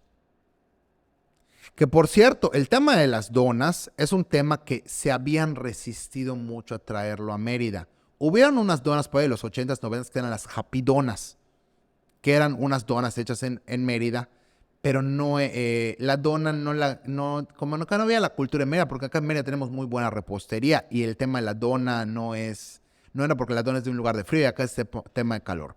Pero gracias al tema de la globalización y la gente que está viniendo, ya volvieron a regresar las franquicias. Me acuerdo que el Dunkin' Donuts vendió padrísimo unos meses y después se fue. Claro. Unos años y se fue. Me acuerdo que fueron esos años que abrieron esos centros específicos. Y por eso recuerdo mucho el 94. Bueno, en el 94 yo tenía 10 años. Iba yo a cumplir 11. Yo cumplo en julio, entonces me toca mitad del año con una edad y mitad del año con otra edad. Estaba yo en el colegio Montejo. Me daba clase Pilar Pérez Cárdenas, hija del famoso Chel, que era el jefe de intendencia, que en paz descanse, que eran encargados de la tiendita con su hija Malena. Me acuerdo estar en 94, cuarto de primaria. Me acuerdo mucho que ese año hubo un paro de clases por una protesta por un cambio de gobierno motivada por alguien de la política, que si no me equivoco era Ana Rosa Payán Cervera. Okay. No recuerdo mucho el hecho, no me vayan a criticar, pero no me acuerdo mucho de eso, pero me acuerdo mucho de un muy buen amigo, Roberto Moreno Cárdenas. Mañana no voy a venir a clase. ¿Por qué? Por la protesta del PAN. Ok. Yo recuerdo mucho ese tipo de cosas del PAN, del PRI, etcétera, etcétera, en esos años, porque mi abuelo Raúl, leía la revista de la familia Méndez, que era la revista Peninsular y Semanal, que todavía existe.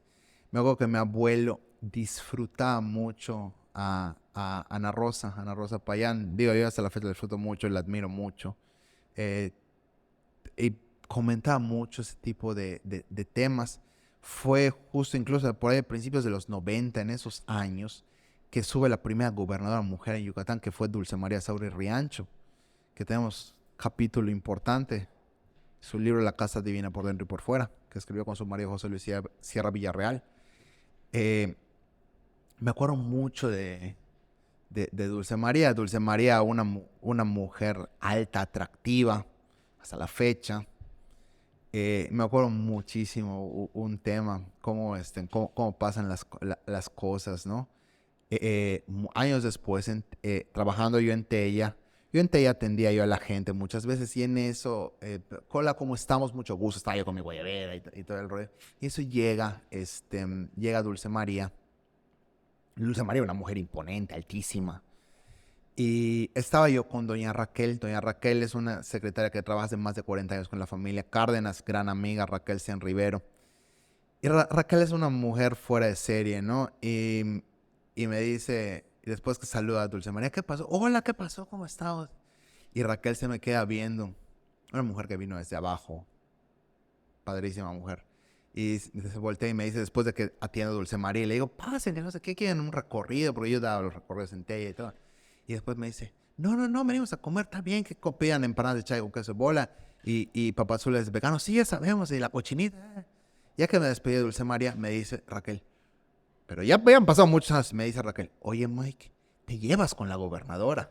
O sea, ya no la gobernadora, pero para ella es la gobernadora. Claro. ¿Okay? O sea, eran esos temas de esos personajes que se quedan mucho. Muy marcados. Muy marcados, digo. En mi niñez se hablaba mucho de Dulce María, se hablaba mucho de Ana Rosa Payán, se habla mucho de Herbert Rodríguez Abraham, o sea, de esos personajes de la política que estuvieron en esos años, que yo los escuchaba mucho de mi abuelo, de mi papá, de toda esa gente, de toda la gente grande, y que te llama la atención y les seguías la pista con los años, ¿no? Interesante. Pues pasaron muchas cosas en el 94. Más o menos, y creo que es poquito lo que te he dicho. Sí, o sea, me llama mucho la atención la apertura de tantos negocios y de tantas cosas que hasta la fecha siguen funcionando.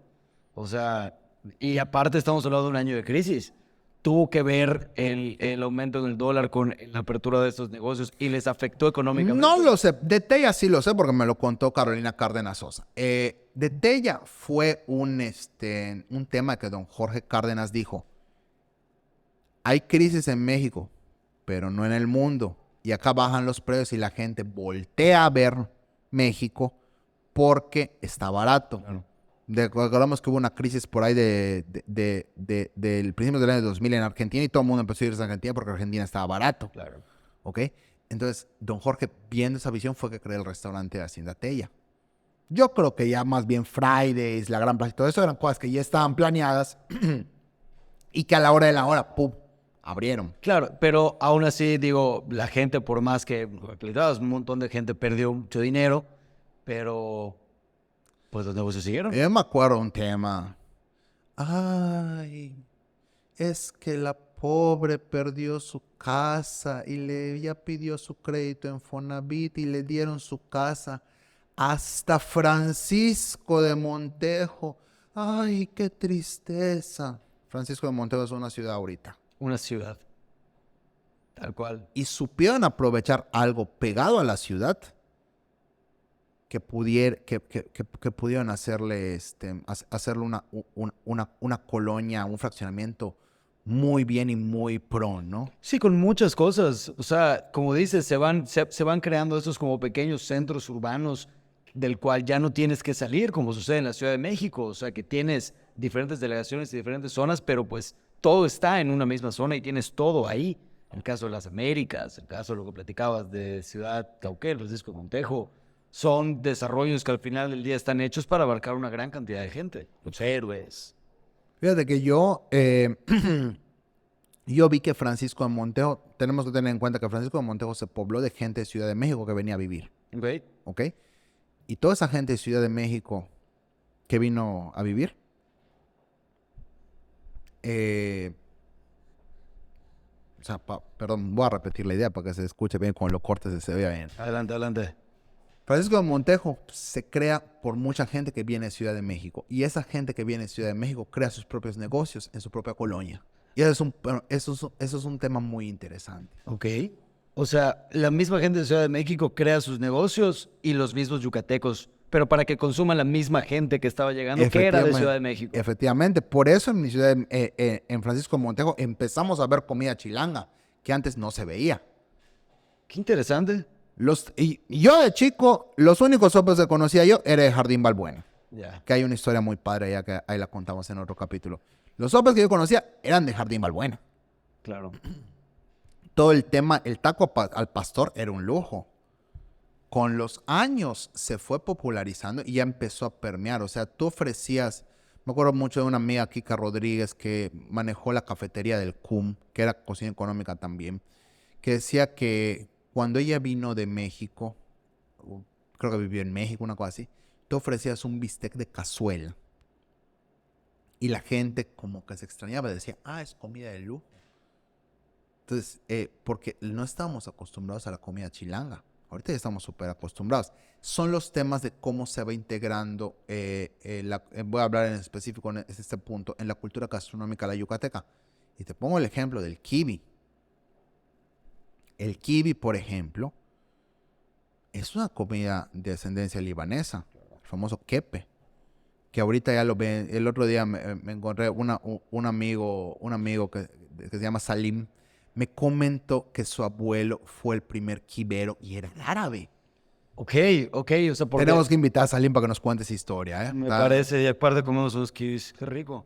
Porque sí hay los kiwis, yo El entiendo quibero que yucateco lo conocemos, pero un quibero libanés que te vendiera kiwis es otra cosa. es otra cosa. Porque no eran los kiwis que están huecos y que le pones repollo y cebolla y chile habanero, ¿no? Sino era el kiwi como lo comemos en Señor Smir, ¿no? O sea, Sí. relleno de carne molida y lo que sea que tengan, ¿no? Que por cierto, de que hablabas de City 32, el Habibi está espectacular. Te lo recomiendo mucho. No he ido, está en el punto de los checks para ir, pero sí todo el mundo me ha dicho que está... La gallina rellena es muy diferente porque no está caldosa, está más seca, es más como un arroz. Y está, la verdad, muy, muy, muy bueno. Fíjate que es el tema de la comida árabe, es un tema que desde mi niñez ha sido un punto muy importante, ¿no? Mi abuela, por parte de mi mamá, Amira Besila Bushabki, nací en 1920, era libanesa. Nacida acá, pero de papás libaneses. Mi bisabuela nació acá, de papás que habían venido a vivir acá, pero nació acá. Y mi bisabuelo, él sí vino de Líbano, mi bisabuelo Jorge Besila Asaf. Mi abuela decía, es que yo he comido kibis desde mi tatarabuela, recetas desde mi tatarabuela, y yo sé cuando un kibi es bueno y es malo. En ese 94, 95, que había mucho boom de restaurantes, no voy a mencionar de quién hablaba mal mi abuelita, pero sí voy a mencionar que cuando probó el kibi de Smir, le llamó mucho la atención y dice, este sí está bueno. Y cuando probó la gallina rellena de Smir, porque Smir empezó más o menos en sus años, a principios de los 90, este restaurante, esta gallina rellena, sí está buena. A mi abuela le movía igual otro tema, ¿no? El marido afuera vendiendo y la mujer adentro cocinando. Muy tradicional. Okay. Muy tradicional, ¿ok? ¿Y cómo se hacía la mancuerna entre el marido vendiendo y la mujer cocinando? ¿Ok? Y la mujer, digo, y ya ahorita, hasta la fecha, a más de 30 años, dirigiendo orquesta, la señora ya tiene un ejército de cocineras y todo. Pero, y el señor allá te paras y si te descuidas sales bolseado con mínimo 2,000 pesos. Definitivamente es parte del arte, ¿no? Un día mi papá era bien bromista y le dice al señor, te voy a presentar, Miguelito, el dip de frijol. Es frijol colado, le dice. Pero es la manera de vender, ¿no? Claro. Y creo que ese señor, yo los admiro mucho. Esmir, pues, punto importante de mi niñez. Y muy admirable porque los vi crecer. Empezaron vendiendo en Lechujuca en el 93. Pero la manera de vender de ese señor, hasta ahorita que hay tanto boom de que todo el mundo se quiere ponerse a vender y todo, vete un día, vete 5 días a comprarle a Esmir y vas a aprender lo que es vender de ese señor. La verdad hace mucho que no voy a comprar, pero simple y sencillamente por la experiencia, pues vamos a ver qué vamos a Es parte de la experiencia y no es una experiencia desagradable como hay lugares en los que vas y te regañan. No, porque aparte siempre hay... Como el famoso Benny's Burger de Progreso que te regañan. Sí, es que siempre hay una cola aparte, o sea, siempre Sí. hay cola, pero se despacha rápido. Y te dan tu caja y llegas así con un montón de cosas. No, me encanta, ¿no? Sí, el chipotle, el apne, espectacular. Diego, para cerrar alguno de los temas que tenemos abiertos que no cerramos. Tienes clips para cortar y para poner y... No, o sea, lo que me encanta es que aparte me di cuenta que tenemos muchos temas que platicar. Sí. No cerramos ninguno. Está buenísimo porque pues vamos a tener varios capítulos. Me Sí. encanta, me encanta. Siento que es un poco el tema que estoy tratando de hacer, ¿no? Como que se dan estas mancuernas Sí. que creo que hacen sentido y le dan un sentido a mi concepto de plural, ¿no? Al final del día platicar de muchas cosas. Pero me gustaría platicar sobre el pinar, que creo que es el tema un poco más fresco. ¿Qué es el pinar? ¿Cómo llegas al pinar? ¿Cómo funciona hoy el pinar? ¿Y cuál es la historia detrás del pinar? Ok. El Pinar es una casa estilo neorrenacentista italo-francés. Es uno de los pocos palacios que aún existen en Mérida. Y es la primera casa restaurada en el centro de la ciudad. Y está acondicionada al puro estilo de la época como una casa habitación. Okay. Tal cual está la Quinta Montes Molina, el Minaret y Montejo 495. ¿Ok? Es una casa que en su haber han tenido varios dueños. El que la hace es Miguel Peón Casares en 1904, quien posteriormente se la vende a don Humberto Peón Suárez, quien la vive por cerca de 48 años. Es el que más tiempo ha vivido el Pinar como casa habitación. De allá se la venden a don Vicente Rosa. Don Vicente Rosa se la vende a don Alberto Bulnes Guedea. Y don Alberto Bulnes Guedea se la vende al señor José Trinidad Molina Castellanos y actualmente está acondicionada como la vivieron él y su esposa. Don Trino se fue a vivir a esa casa cuando tenía ya 60 años, igual su esposa, doña Lucía Casares Espinosa de Molina, era un año más chica que él. Se fueron a vivir ya al final de su vida, ¿no? Ellos reciben una casa ya con los años y la condicionan para vivir en 1987. Está ambientada con muebles franceses, con muebles europeos, al puro estilo de la época de las haciendas, de la bonanza en Yucatán, el Nequén, en la época del Porfiriato. Y ha tenido un halo de misterio toda la vida porque en medio de todos los hoteles, en la historia reciente de Yucatán, en medio de todos los hoteles, ves un palacio. Claro. Y dices, wow, me llama la atención y todo. Fue que hace un año aproximadamente se decidió abrir las puertas al mundo del Pinar porque era una casa habitación, era la casa de Una residencia. don Trino y doña Lucy. Se decide abrir al mundo y contar y que la gente lo conozca y en específico rentar para eventos, que vimos ahí una muy buena oportunidad de mercado por el Centro Internacional de Congresos y por todos los hoteles. Lo más importante de todo, estamos a walking distance de los hoteles, ¿no? Claro. A la par de esto, en julio del año pasado, yo apasionado de la historia, empezamos con los recorridos privados previa cita. En los recorridos doy una muestra de todo el Pinar, les cuento la historia del Pinar, que ahorita entramos más a fondo en ella, y les cuento el tema de los muebles. La idea de los recorridos es la experiencia, porque la puedes leer, pero que la vivas y la veas está bastante divertida, ¿no? Que es parte de lo que la gente busca, de lo que el turismo busca, que igual vimos ese tema, esa oportunidad. ¿Cuál es la historia del Pinar? La historia del Pinar, el primer dueño la vende al segundo dueño porque, bueno, vuelvo al punto para que lo puedas cortar. Porque estamos hablando de 1904, cuando construye la casa. De la casa no hay muchos datos Ok. escritos, todo lo tenemos, lo he tenido que armar por parte de tradición oral y tampoco existen muchas fotos, ¿ok? Me tuve que recurrir a un archivo del registro público de la propiedad para ver de cuántas gentes estamos, de quiénes han sido los dueños, y así la he ido armando, y poco a poco se han acercado las que han sido dueñas del Pinar, los descendientes más que nada, a conocer la casa como está actualmente y a que me cuenten las historias, y poquito a poco he ido armando la historia. Obviamente se ha tenido que hacer un concentrado y hay cosas que pues no tenemos un archivo que te las diga, pero sí no tenemos un archivo que te las diga, pero sí tenemos la tradición oral. Entonces tenemos que recurrir a la tradición oral. Claro, O sea, es la sí o manera de sí. documentar. Hay una historia que me enteré hace poco que está muy padre.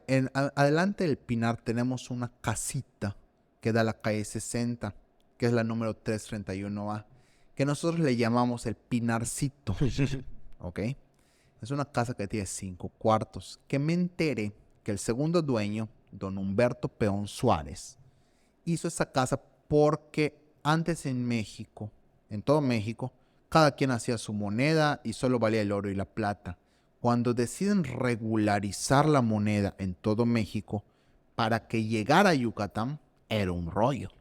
Porque y para llegar a Yucatán, tenemos que tener en cuenta que Yucatán era más fácil ir a Cuba y a Nueva Orleans que ir a Ciudad de México. Porque para ir a Ciudad de México tenías que o ir desde Veracruz hasta Progreso en barco, o irte en tierra, irte a cruzar el Usumacinta en Panga, que es cumbres de material de llegadas a México. Era más fácil irte en barco a Cuba o a Nueva Orleans. ¿Panga? ¿Qué es una panga? Panga es un barcote donde te subes creo que en un carrito y te vas al... Wow, ok. Es, Sí, estamos hablando hay que investigar bien el tema, pero ese tema de la panga. El tema de la panga está interesante. Pero no llegaba la moneda oficial a Mérida. Entonces, don Humberto se le ocurre hacer esa casita con 5 cuartos y se la renta a gente que venía que venía de Ciudad de México o de Estados Unidos por varios días. De esa manera entraban dólares y entraba peso mexicano. ¿Ok? Daba servicios de comida en las casas y les rentaban los cuartitos por varios días. Entonces es el primer hotel de la zona, esa casita que le llamamos el Pinarcito. Y aparte tenía una ubicación estratégica. ¿Por qué? Porque estaba a unos pasos de Paseo Monteo, que no era el Paseo Monteo que conocemos ahorita, pero estaba cerca del club bancario, que era para los empresarios bancarios, que estaba donde está el Fiesta Americana, y el Country Club, antecesor del Club Campestre, que es donde estaba el Marriott. Ok. Tenía esas cercanías y la gente de negocio. O sea, don Humberto, muy adelantado a su época, en 1942, crea la compañía hotelera del Pinar, porque está así en el registro público de la propiedad, o sea, en los registros que hemos visto, y la crea por eso, ¿no? Esa historia yo me entero por una descendiente de don Humberto, una bisnieta de don Humberto, que es Sara Álvarez Oramas, ¿ok? Y fue a un recorrido con la señora Carmen Rendón, viuda de cámara, y ya ves a las señoras allá platicando, ya fascinadas, escuchándolas. Claro. Y dice doña Carmen, claro, cuando fue lo del bilimbique. Y me metí a investigar qué era el bilimbique, y el bilimbique era la moneda que no era válida y todo eso. Entonces, ya fue, para nosotros que vemos la historia actualmente, le llamamos el Pinarcito. Para los dueños anteriores, le llamaban el hotelito, porque era el hotelito del abuelo Humberto. Para términos portugueses es el abuelo Humberto, no es Humberto Pons Suárez. Y yo ya le quiero poner el nombre del Bilimbique. Claro. Está padre ese nombre, Sí, está bueno. la neta, Sí. la neta, está padrísimo. Es como para ponérselo a un bar, ¿sabes? El bilimbique. Y que vendas tu propia moneda, ¿sabes? Es parte de la historia del Pinar, ¿no? Pero en realidad ahorita estamos vendiéndola rentándola para eventos y que sea casa museo. Qué interesante, qué interesante. O sea, intento ponerme en 1904, o incluso 1948, no puedo. Solo de que me dices... Y eran puras casas así, pero gracias a que fue recinto protegido por el INA en su momento, no lo destrozaron como se fueron San Jacinto, San Fernando, Villa Mercedes, Villa San Lorenzo y todas las casas del estilo que estaban alrededor. Claro, claro.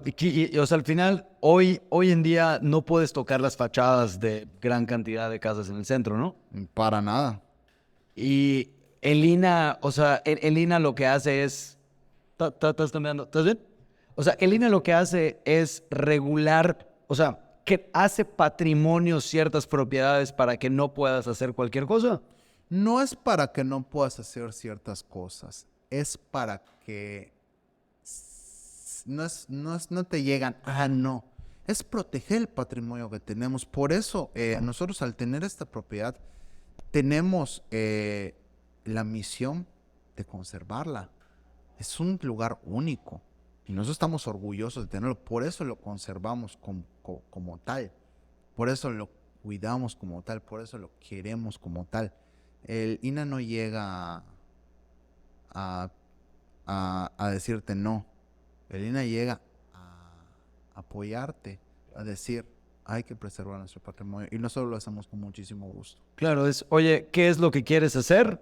Vale, perfecto, pero están esas reglas. Efectivamente. Sobre todo porque ahorita hay mucha inversión privada en el centro, que remodelando casas, lo que estábamos platicando de los extranjeros, que pues entiendo que si tú quieres hacer un proyecto de cierto tipo, tienes que cuidar bastante lo que haces. Bueno, y tienes el trabajo de Roger con Transmuro. Exactamente. Eso son protecciones que se han logrado y se le ha dado significado a los nuevos espacios que han servido, pero de manera buenísima y muchísima, porque se evitan que esos predios se desgasten y se acaben con el tiempo. Claro, porque al final del día es tradición, o sea, es tradición, es cultura, es al final del día todo lo que estás tratando. Son cápsulas, son testigos del tiempo. Sí, la verdad, el trabajo de Roger fue gran parte de lo que digo. Roger es amigo mío desde México y la verdad fue gran parte de lo que me inspiró a decir, oye, ¿sabes qué? Vale la pena hacer contenido, vale la pena preservar historias, así como él está preservando espacios. Un poco mi trip es tratar de capturar historias, ¿no? Entonces, la verdad, a mí me gusta mucho su trabajo, lo hacen muy bien, les está yendo muy bien, están creciendo. Súper bien. Les está yendo bien y gente dedicada a esto me ha dicho que es lo mejor que han visto en Mérida en producción de audio y video en los últimos 20 años. wow. Gente dedicada a esto. Que eso me lleva al otro tema de tu background de comunicación. Cuéntanos cómo es este mundo de la cuál fue tu rol y cómo funciona este mundo de la comunicación. Bueno, yo estudié comunicación en la Universidad de Anáhuac y 10 años después de haber egresado, entré a la maestría en Relaciones Públicas y Publicidad. Yo saliendo de la carrera entro a trabajar al diario Yucatán como reportero de la revista Plan B. Okay. ¿Por qué entro a trabajar a Plan B? Porque me sé los nombres, los apellidos y todo el rollo.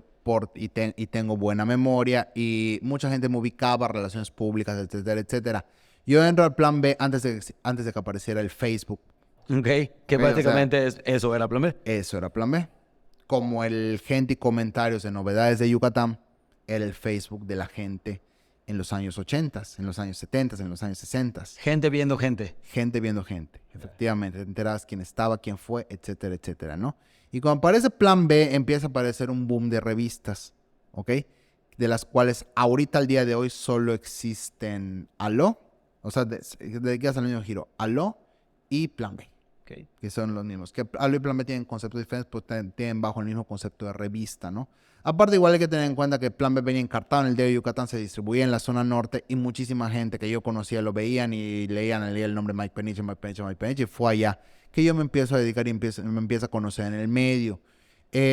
Sociales del diario Yucatán existía desde 1997, pero yo entro al ataque por ahí de 2012, Ok. ¿ok? Fue que se me encomienda hacer los textos de sociales y es que empiezo a ver el tema de sociales en el diario Yucatán. Es así como yo entro al tema de los medios de comunicación. Después me tuve que diversificarme en otro tipo de cosas por diversas cuestiones, ¿no? Ya no tenía yo 23 años. El mundo ya había cambiado. eh, el periodismo muchas veces no te deja para comer Ok. y pues hay que ver cómo hacerle, ¿no? Pero el diario de Yucatán es una de mis casas. Yo amo ir al diario de Yucatán. Es una experiencia y es una de recuerdos. O sea, yo sí, yo si pudiera, me encantaría volver al diario de Yucatán, entrar a la redacción, saludar como hacía yo diario, tomar mi café y sentarme a escribir. O sea, tú te encantaría regresar al tema No, periodístico. es que es ese tema de sentirte en el principal periódico del estado de Yucatán, rodeado de amigos, porque toda la gente que está allá en esa redacción que me tocó son amigos, ¿ok? El rush de que ya van a cerrar edición, hay que mandar placas, todo ese tema, todo ese romanticismo. Hay que agarrar la noticia, que a mí me tocó también el tema digital, hay que agarrar la noticia, pero antes de agarrar la noticia hay que comprobar si es cierta. ¿Ok?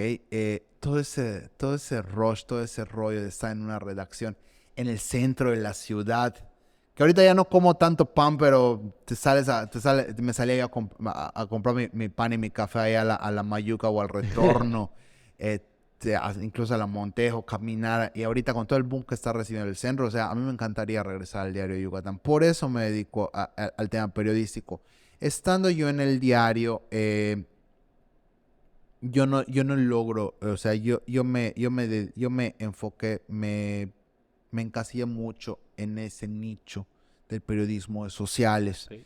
y no hubo la oportunidad, digo, porque ya me tuve que salir de brincar a otra sección, digo, yo siempre fui muy fan de la sección de imagen, de la sección de Espectáculos. de espectáculos, muy fan de la sección local, porque era lo que se hacía allá adentro. Claro, claro.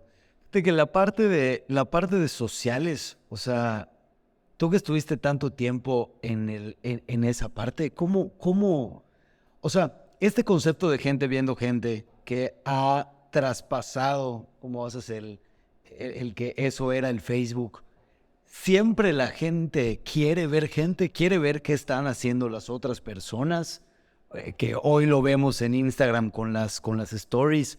O sea, este tema de que las personas quieren compartir y ser vistas ha existido desde siempre. Yo creo que es parte del instinto social que tenemos los seres humanos, ¿ok? Y más en una ciudad que hasta hace poco era pequeña, es algo que de cierta manera llamaba la atención, ¿no? O sea, mi papá se llevaba con todo el mundo, en todos lados, en todas las colonias, ¿no? Mi papá le tocó vivir en un centro de la ciudad, en la calle 64, a la vuelta de la Negrita. Y de allá se pasó a vivir a la colonia campestre cuando empezaba la campestre. Y de la colonia campestre mi papá vivió en México. Y de México se regresó y trabajaba en empresa Seijo, que está allá por Santa Lucía. Entonces, mi papá le tocó vivir una sociedad muy chica. A mí me tocó vivir una sociedad muy chica, ¿no? Entonces creo que todo eso motivaba a que se hicieran todo ese tipo de productos que en su momento el precursor fue Gente y Comentarios, Ok. Novedades de Yucatán. Después viene el Sociales del Diario de Yucatán, que Sociales del Diario de Yucatán nada más sacaba antes las despedidas de soltera, los baby shower y las bodas, y las novias del mes, y las graduaciones, nada más. Y eran como que las fotitos nada más. Después el Diario de Yucatán, después de su rediseño en 2003, se dedica a crear ese producto como Plan B, como Sociales, o sea, renovar Sociales.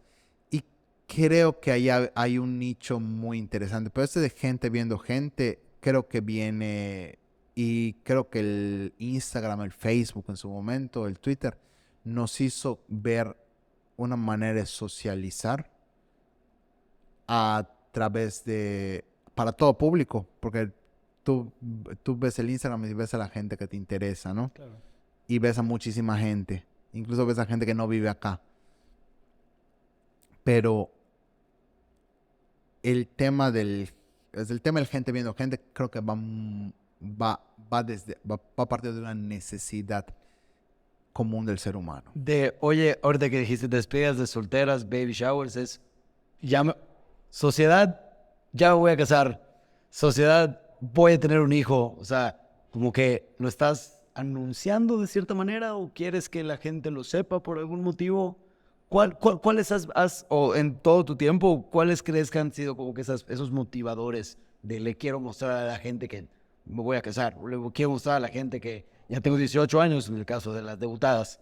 Es un tema de... Yo creo que va más allá de como es cuando subo una foto al Facebook, cuando subo una foto al Instagram. Quiero que se vea. Quiero compartir. Ya después viene la ambición de que quiero presumir y quiero esto y quiero lo otro. Pero creo que va más allá de la necesidad de que quiero hacer una foto. Cuando una amiga mía se casó, me habló la mamá, oye, ¿será que pueda salir en el diario? Porque antes en el diario se mandaba nada más la invitación y te publicaban. Pero cuando se empezó a ver una necesidad, fue que se creó el Sociales de Yucatán y se hizo un producto pagado, un suplemento pagado. ¿Ok? Pero cuando ya se detectó la necesidad y que había un mercado que lo pagara, ¿no? ¿Qué pasa? Yo siento que vaya por una necesidad o por un gusto de verlo. Después viene el tema de presumir y el bluff y la onda, ¿no? Pero la base sigue siendo necesidad humana de socializar. Sí, efectivamente. Efectivamente. A mí me tocó ver, digo, por el punto en el que yo estaba, N cantidad de situaciones y N cantidad de cosas que decías. Y es algo que pasa mucho, o sea, incluso en el tema de los eventos, que es a lo que me dedico hoy. Quiero hacer una fiesta diferente, quiero agasajar a mis invitados, quiero que disfruten, quiero que comenten de mi evento, quiero que se vea bonito. Y mucha gente dice, es exclusivo de Mercado A Más. Pasa en todos los retos sociales. O sea, yo lo he visto y convivo con gente de todo tipo y es algo común, ¿no? O sea, igual ves a gente que le interesa mucho salir en una publicación de un medio tradicional, gente que le interesa mucho que le publiquen en una publicación para que la gente vea, te mencionaron, todo. O gente que le interesa salir con una persona para que platiquen de él. O sea, todo ese tipo pues es algo que siempre ha existido y existe en todos los estratos sociales. No es exclusivo de la más que mucha gente piensa que es así. Y no es exclusivo de Mérida, Yucatán. No, es exclusivo de Mérida. En todo México, en todo el mundo, existen este tipo de mercados. Sí, completamente. Por ejemplo, me preguntabas el tema de las debutantes. El tema de las debutantes obedecía a una necesidad de presentar a las niñas en sociedad en el siglo XVIII, en el siglo XIX, y se daba mucho, es de acuerdo a lo que yo he investigado. Claro. No estoy presentando un trabajo de investigación, aclaro. Esto es un podcast. Eso es un podcast. Se presentaban a la sociedad. De hecho, hasta la fecha existe, si no me equivoco, el baile de debutantes de París. ¿Okay? Pero obedece más allá a una tradición, pero no a un fin, como la fiesta de los 15 años. La fiesta de los 15 años era para decir que mi hija ya está en edad casadera. Pero ya no existe, es más una tradición, es más es más una tradición y un gusto que otra cosa. O sea, es una celebración. Sí, ya no, como dices, ya no tiene un fin práctico, es simplemente un tema de tradición. No sé si antes era, o sea, si antes se criticaba y simplemente porque no había TikTok no nos enterábamos, pero yo recuerdo que o sea, esta vez, este fin de año, alguien hizo un TikTok, que no sé si era yucateco o no, pero como que haciendo este tema, ¿no? Como que haciendo esta alusión a que están subastando a las niñas y tal, como que como que colgándose, ¿no? Se confunden. Se confunden los conceptos. Se confunden completamente. Mira, yo tengo un papá, mi papá ya falleció, que fue pareja. Antes no debutaban con el papá en el campestre, debutaban con una pareja, Okay. ¿ok? Y mi papá debutó con una persona, ¿ok? Con una señora de apellido, de apellido Rivas Heredia, Okay. ¿ok? En 1968, si no me equivoco. Los hombres debutaban varias veces y las mujeres una vez. Después, en el 87, empezaron a debutar con papá cuando fue reina Ena Rodríguez, Ena Vaquero Rodríguez, Okay. que ahorita casualmente su hija es reina del campestre. Reina Ahorita, actual. es reina actual, su hija. Ena Ancona, ¿cómo se llama la hija? Bueno, la reina no me acuerdo, Ancona perdóname. Vaquero. Error mío, no me acuerdo el No, nombre pero del rey. es Ancona Vaquero. Ancona Vaquero, ¿ok? Eh, Pero, digo, es una tradición completamente. Antes había el tema de que si no o sea, en los años 60, los años 50, si a la niña no le invitaban el niño que le invitaba no la llevaba al baile, se quedaba con el vestido y ya no iba al baile, entonces entraban las mamás a conseguirle pareja a las niñas, entonces estaba el chavito que lo consideraban pollo bobo y lo ponían con la chavita que consideraban pollo bobo y armaban el rollo de las mamás. Ya estamos en 2023, ¿ok? Pero es un tema que la tradición se ha modificado. O sea, hay mucha gente que debuta por el gusto y chavitas que debutan, que tienen el tema de que quieren debutar porque quieren una experiencia con papá. Claro. Los Que papás. son las más rockeras, las más otro rollo. Y quieren debutar porque quieren estar con papá. Los papás son los más felices en el tema de la debutada. Y Para ellos, hay el papá que hace el sacrificio, que lo hacen por la mamá y lo hacen con muchísimo gusto. Y es algo bastante sano que, digo, yo en su momento estuve muy metido reporteando los bailes del club campestre, pero actualmente me tocó familia que debutó, dos de mis sobrinas, y te puedo decir que para ellas, como adolescentes, preadultas que yo conozco, es algo que disfrutaron plenamente, ¿ok? O sea, y mis primos lo disfrutaron plenamente y no veo motivo de criticar. O sea, es algo histórico, es algo que pasó. Y como todo tiene sus cosas buenas y sus cosas malas, pues yo creo que es algo muy padre y muy positivo. Inofensivo.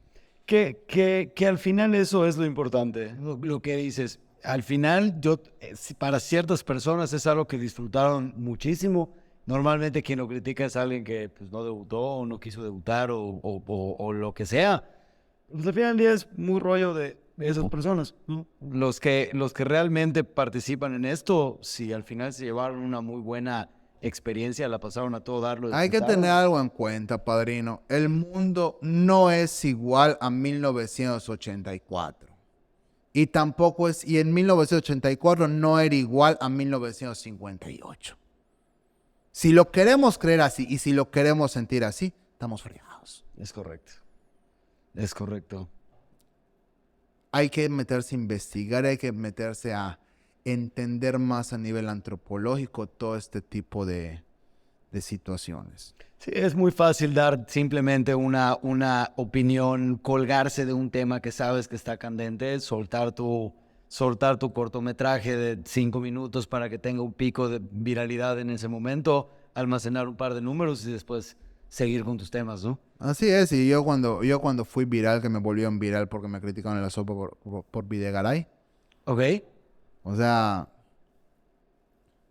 yo no me meto en burradas, yo tampoco busqué ser viral, ¿ok? Pero digo, te tocó. Aprovecharon uno que hablaba yuca, que lo Claro. criticaron.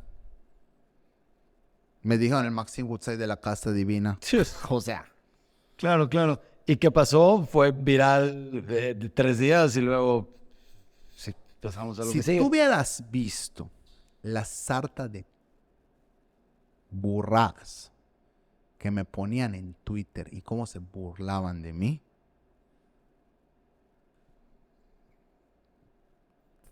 te dirías, la gente, los haters tan gruesos. Esto fue en el 2000.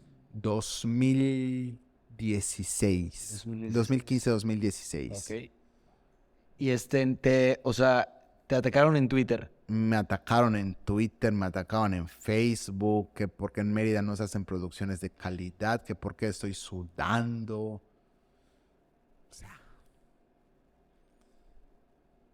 ¿Y o sea, cómo lo Honestamente, llevaste? honestamente. Y más me sorprendió porque hubo una persona muy en específico que empezó a... No, y no ponían mi nombre, yo después me enteré. Ponían nada más Mike Peniche y me volví... Y esta persona en específico se puso a criticar y a decir que cuando estaba yo chico y la onda, ese rollo. Y me sorprende de esta persona, porque que era un pollo boba. Me sorprende mucho porque esta persona, su hermano, estaba peor que yo en aquel entonces. Entonces, son cosas como que no cuadras. Y a mí lo que más me sorprende es que hay mucha de esa gente que no tiene las más mínimas, yo digo, tienen tiempo de hacer todo ese tipo de cosas. Porque yo te solo moví cielo, mar y tierra para estar hoy platicando y lo hago con mucho gusto y Te lo agradezco hago mucho. porque esto es mi pasión, ¿ok? Pero yo digo, tienen tiempo. Para empezar, ¿tienen para comer? Porque si te pasas todo tu día en el Twitter, yo me imagino que no trabajas, ¿no? No, y al final del día esos comentarios creo que siento yo que es una proyección de la misma persona. O sea, la persona que se va a poner a tomar del trabajo.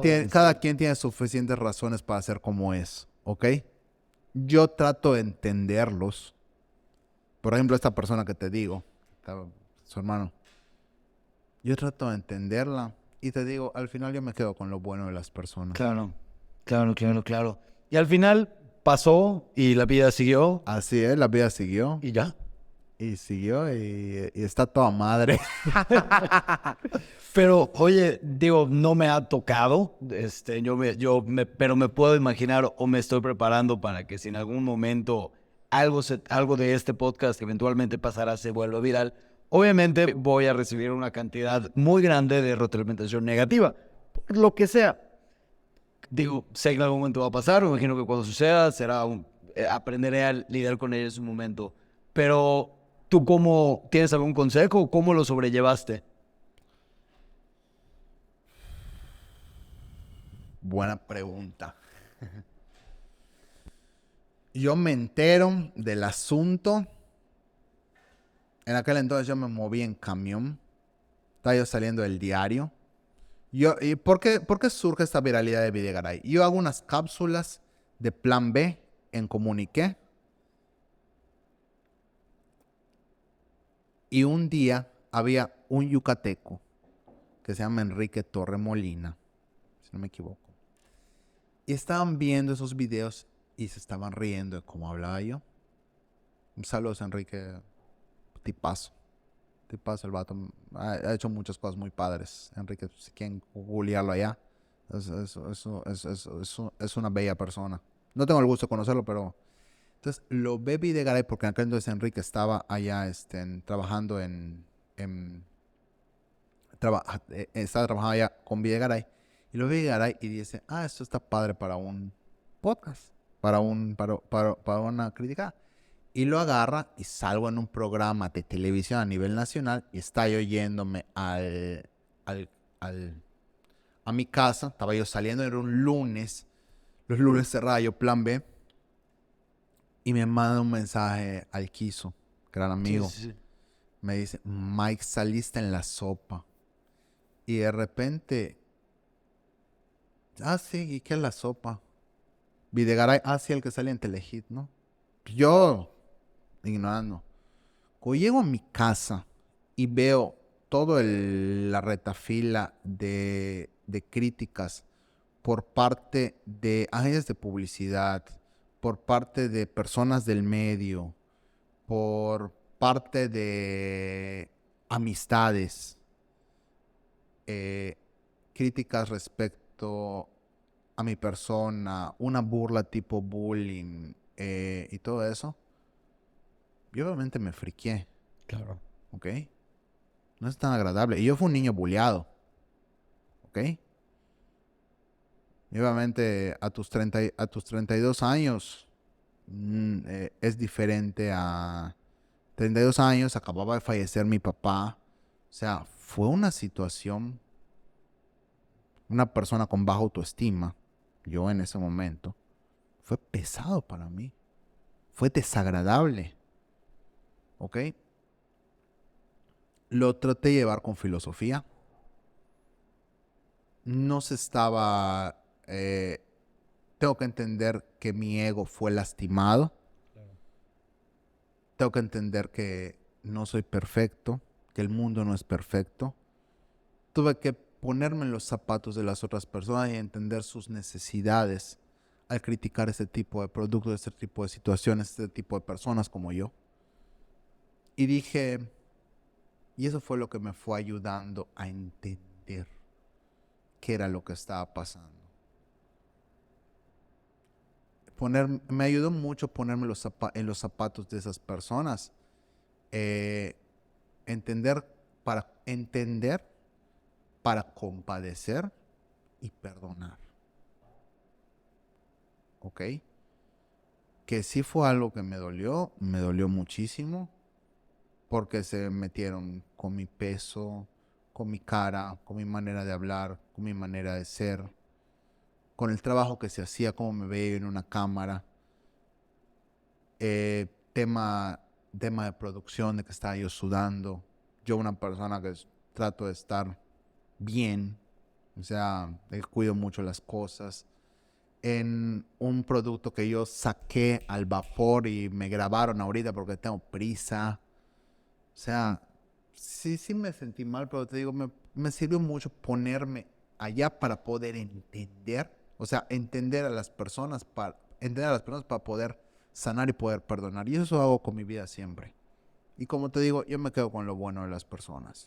Es un gran consejo, es un consejo de entendimiento, de empatía, de realmente, como dices, ponerte en los zapatos de las demás personas, el por qué están haciendo lo que están haciendo. Muchas veces esas cosas desagradables, pues, son problemas que ellos realmente tienen y que vieron cómo desahogarse, va. Pero dice mucho más de la persona que está Mira, criticando. sí dice muchísimo más de la persona de lo que podemos decir.